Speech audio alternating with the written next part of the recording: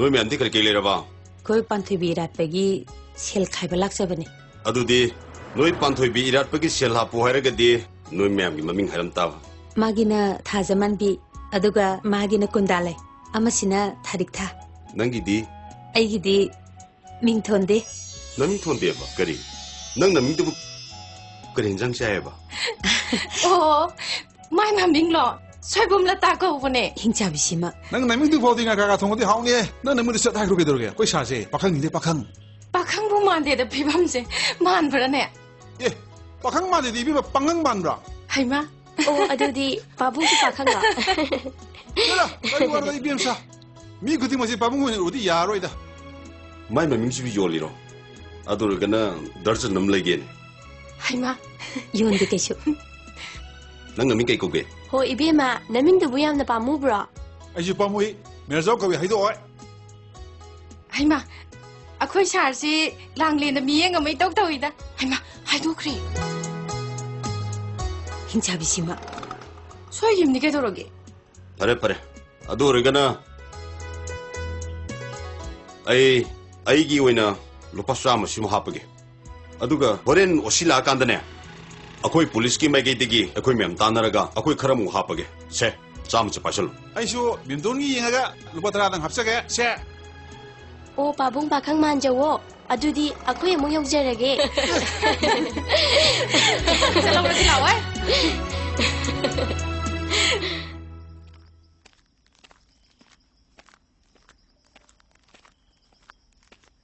मेरजो sir I जंगा करे Hanzel लुबर कइनो वाग्रेदा नाथंग पोथागिस कइगिनो sir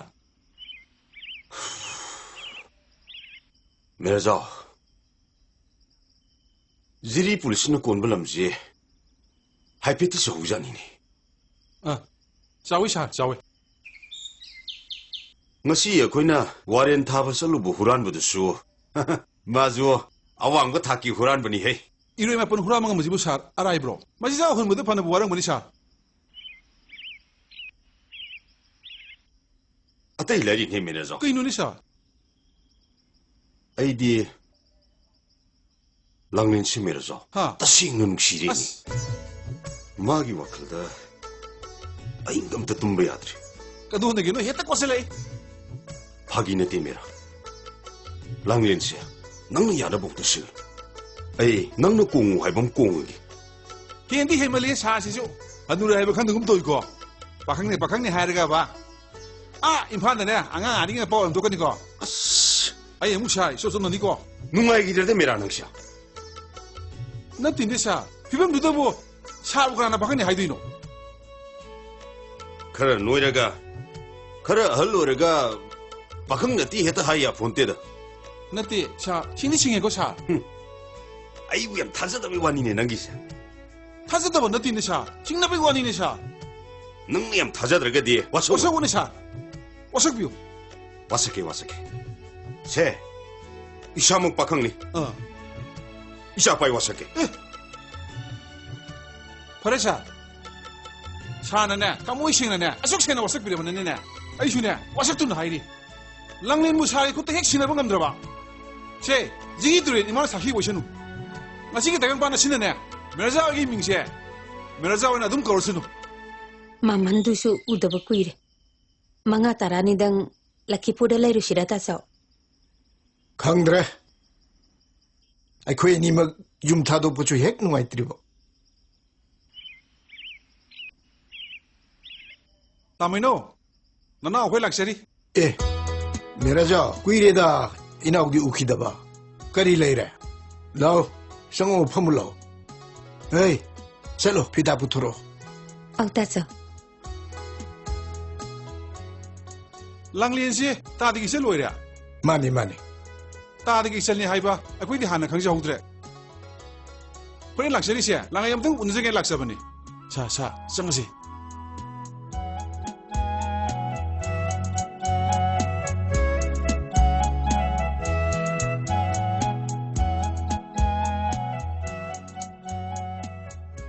S अकोई शहर से जिरी पुलिस की सेकेंड ओसीडी 호이 호이 다다부 까리 레비르기사 까이노니드 다다 반토이비 이랏버기 아코이 폴리스키 마이게이데기 앙엄바 카르당 까짜게 락서버니 오 강드레 이붕어 이랏버기니 하이두나 용기 막하던 학들 있더래 이붕어 사나 까리 레카이데기 샤르 거비누다 이나오게데 거비요 아이 임팔데기니 तादा अकोई शहर से मबुंग पाव फकर बसाने 이헤헤 랑렌 사시몽 헤이 야자니드 다다 마우 잉시게 노이붕어 강드레 대붕어 마이테 이코기 호록팜 머니푸리 강라데 레리브 라이팜렌 싱도 그럼 마탐다 묵당 여부 방제거든요 칸버도 와나 돌에 대붕어 아도기 부디 이실리나 거의 홍너라가 너무 했다 살수 예데 다다 Cha pai se. Cha.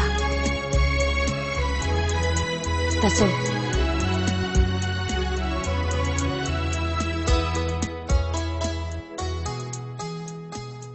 Sir, cha si Imphal gadi mahau khenarani.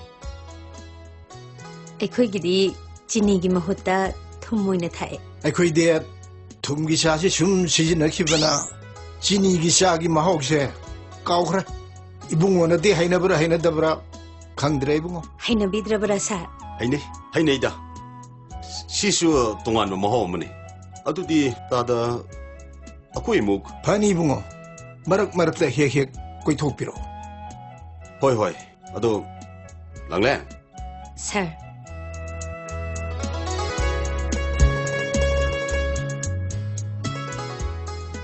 세 실록실로 이랏버기 아코이는 감자바 카르당 갓버니 Yam nungaijare sir. 아도디 얌바 아코이 묵 용나바 바니 자식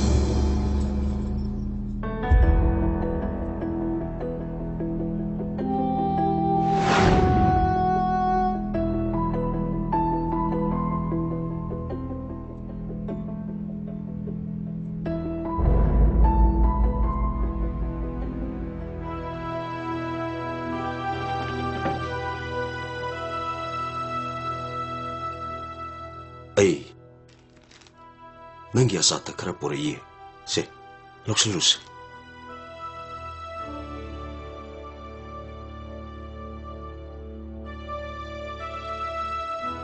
ai lekai gi minung mai sak khang mangam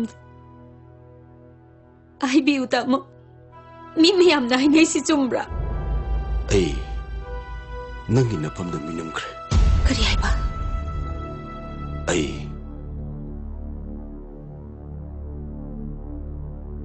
isa no pa ni le nang na igi punsibu lekha ta na mangan bi na ba Lakipur sakhi bata chawhalaga ai kari oigane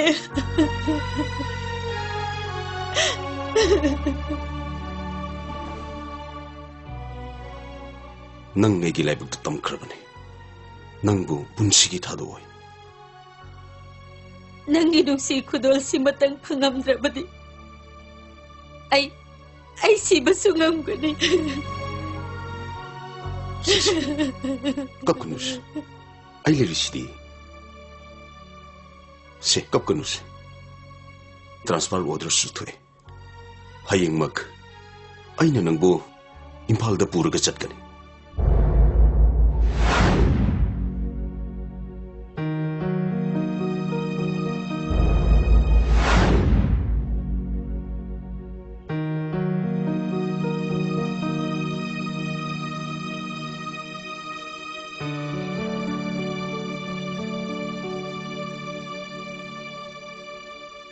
Dada, school chapter nungai ba?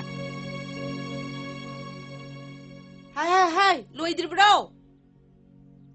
Hai. Hando. Loisalo. Police listen je. Mapane ne tawriduna. More de hekta gibadagi. Yungi laita lairaga amatta hanna yengidrabani. Nupi uba yadabagi laina sisune. Lukre da ko. Posting mafang khudimaki nupi amama. Masida na phaurage haiba nupi sune lai report ni. Ima, ay gilay awal pasing do biro. Oja na am sayra. Isa na pa oktabani na niya. Nakoy sunya, waba yaw butare. Matang sahiday di. Nang mamay manakta thamage ko. Natra din niya, pulap bang minabatare. Ima, ay di mamoy da lebatale. Hay! Nang sima yaw de yaw radana. Namaton matsasi ka pulap mang minargero. Chalo, tengkre chalo.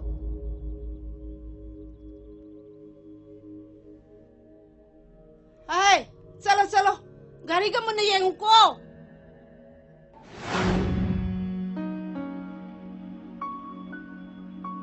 Mai bema ngasi deposit pahan biu ko.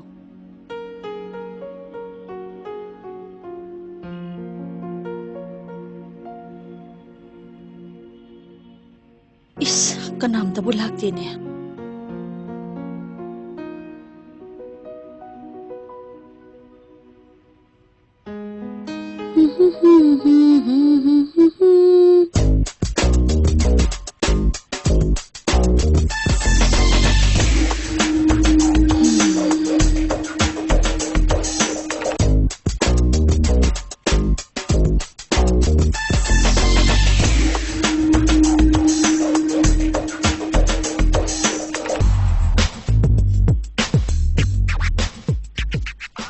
Sakhiya, nang ngatana laiduk thabasi dia pot ka sitong mali hai. Aisu tamono khulang khan ka widui se pot yam sitong maliko. Oh, pare. Sesuru puse hijiga wa mata mari mga ka piro. Nang na tapak wa je nomugi manung dang tang chahogdradi aksang se pothabam ga khang bajana ti bi ma. Duty ka chaning dram ne di. Yaradi nangi kanji police station manung do wona pusalla phamal la jira ena khan bu khagalam ni he Silei re tamo asing bani paginati ibani kamai tuk sian ato tamo aina ngan haijaba lupa lising tara lang thangbi haibutubu kamai toba sian pasalus adur gana Horenung dangsi henjang ahobom thungam modra ai sendo pibalaga nungai zare da tamo atugi tamakta di kaimta khanbirurano ai ngantana sinjaramage munna khaluko sakhiya ai Ningai yam chaubani ko. Tamogi ningai do soidana thamjage. Ai lang le! Lang le! Cái đây đi! Thong long là quang vậy lo! Thong long! Kay hage sia. Ai isa ngamdadana. Bema, ngamoy! Makoy mapa na nangonda sel kaya tharakpa. Nanga di pau yam phau na dai ne. Ise. Aingonda di sel tharakti. Kari posem laiwa na bu pha bano khangde. Ise sunupi ni. Ise gi wahaido kitang kanmanra. Kari gi kaluni gi. Ika da ye padana tana. Na chibong pau ba lem na thau hai ri bro. Ise. Aishu masipumna makhanga laki padanati. Ise ay kunigi laibakta. Asumna to otang kibanani. Do da khangde. Ngasi mak mapada ne sel do tharak na ba pau pi ko. Ibe ma khangjerin he.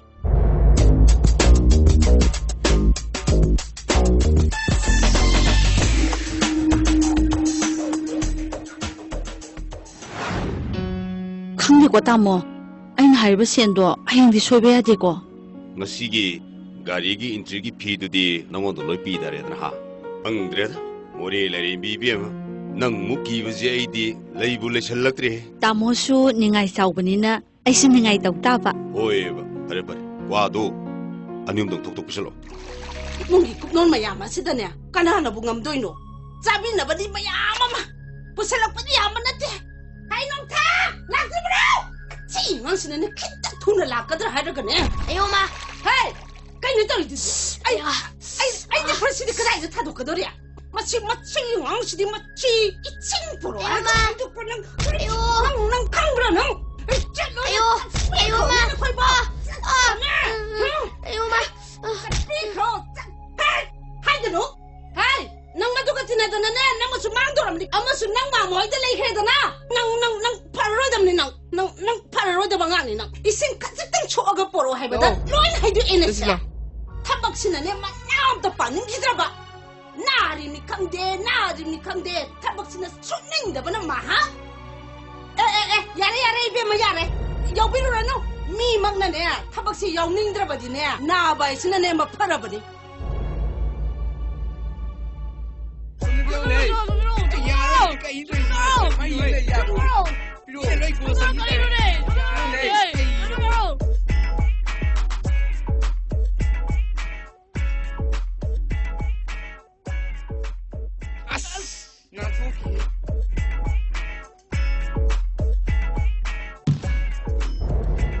Kaya na ibu kau itu, kupang seluruh na.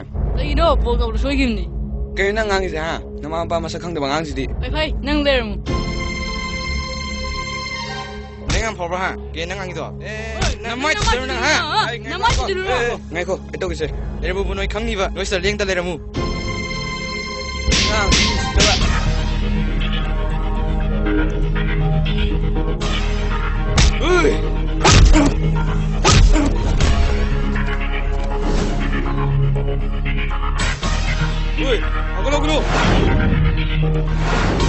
Aku lu.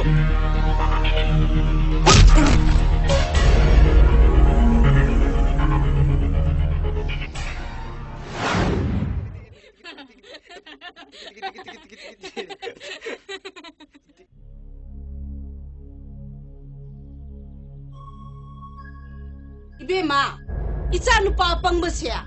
Nacha nupa sigi hakanda ne. Mi yamna khana dori. Nacha si laibadagi icha sing loina manga daure. Amasu makoi mamagi da laikredana. Hai nong thang. Ai sinangi haktakta miwa masha yam tadori ne.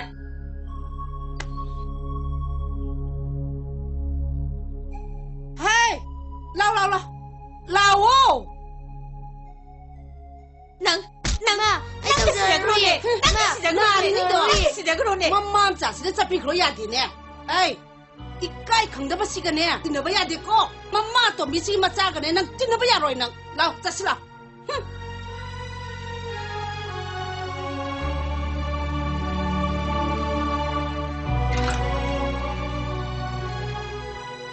Imjumi kana lege. Chepom ta thamjarange tawune. Yani somda ꯂꯥꯡꯂꯦꯟ ꯂꯣꯏ ꯌꯨꯝꯁꯤꯕꯨ ꯁꯤꯗ ꯑꯣꯏꯕꯤꯔꯕ? ꯑꯧ ꯁꯤꯗꯅꯦ. ꯆꯨꯝꯃꯦ ꯆꯨꯝꯃꯦ. ꯁꯤ ꯑꯁꯤꯝꯇꯪ ꯑꯗꯨꯗꯤ ꯑꯃꯨꯛ ꯌꯧꯖꯔꯨꯈꯤꯒꯦ. ꯐꯅꯤ.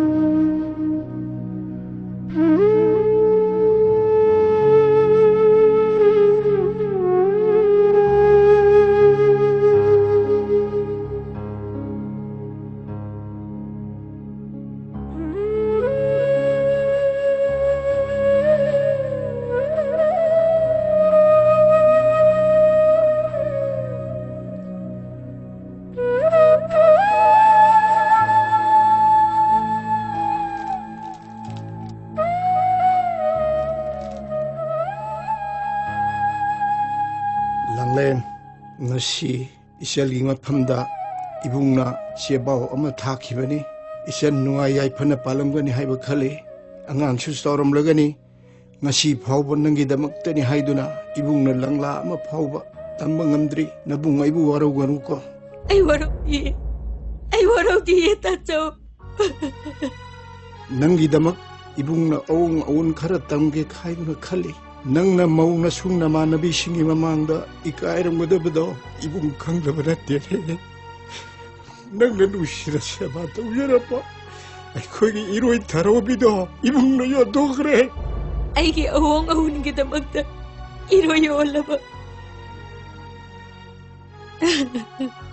masida nang thoidokna khaluragano haukiba sahida sunang ningon chakau bulakide kumsidi nang laktaba sunya yaroi ko ibungna nangmune thongan leptur ngarang gadoribani lekai mamangdasu imphana ongkhabi isangi damakta ibungna chauthokjaribani ne nangna ngang waringaida pamjena sakiba jiri turengi lupa manbi ngaga panga thongbado ibungna na thorang tawduna thamlabani nang kumsidi laktaba sunya yaroi ko nang laktaba sunya yaroi ibung sangna iraroi silage nangi nabung salam maino jiri dibong tachau ngasi di chesera china tachau gi mahu chendana inakta thonglare adubu karigi no tachau na no mata inakta laktana awanungai pawangladriba nachalbu yum nak sagai hongkre haitana waro birabra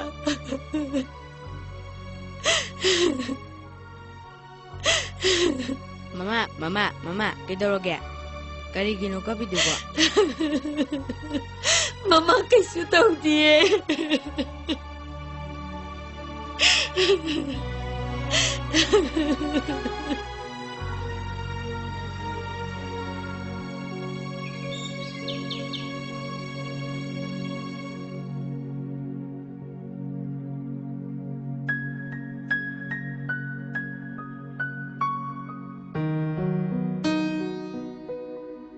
Nanao, nang so ako pwede ningo chako pasali siya. Chause.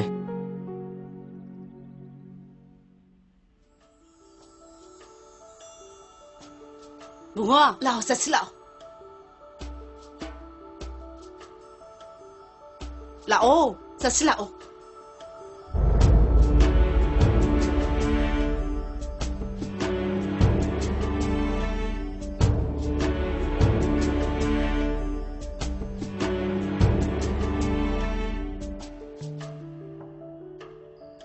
Rino, ay isan sibu lak na ridab jala. Hojik pabu york dirisibo.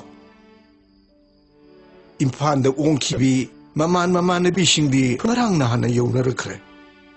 Kari ito rabajano ni, mabung na ibu man waru krabjala. Ay, lao, lao, Che, nang asi kaya ko inakon na lang gudorige. Che, ay, chakpi kro, nupa na sen tarabaso tarak di mahay ba?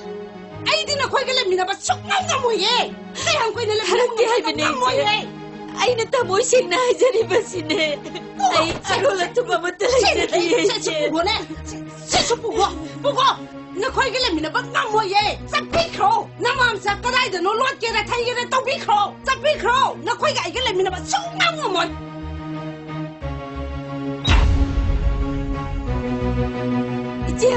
이제 마한 이제 아줌마 더 위가노 이제 통하고 이제 아줌마 더 위가노 이제